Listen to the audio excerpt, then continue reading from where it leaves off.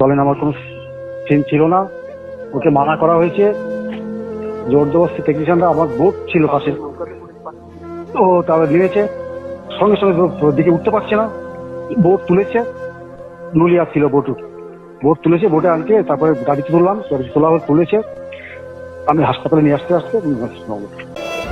কোনদিনের সম্পর্ক বাংলা চলচ্চিত্রে একটা বড় শূন্যতা তৈরি করে দিয়ে গেল। হাজারবার অনুরোধ করার পরও কথা শুনেনি রাহুল। পানিতে নেমেছে, হয়তোবা মৃত্যুদূত তার কাছে চলে এসেছিল, তাই তো কারো কথা শুনেনি সে। পানিতে যখন তলিয়ে যায় তাকে ওঠানোর পর সবকিছু শেষ হয়ে যায়। হাসপাতালে নিয়ে গিয়ে দেখে রাহুল আর নেই, আমাদের সকলকে ছেড়ে চলে গিয়েছে। রাহুলের মৃত্যুতে গোটা টলিউড স্তব্ধ হয়ে গেছে।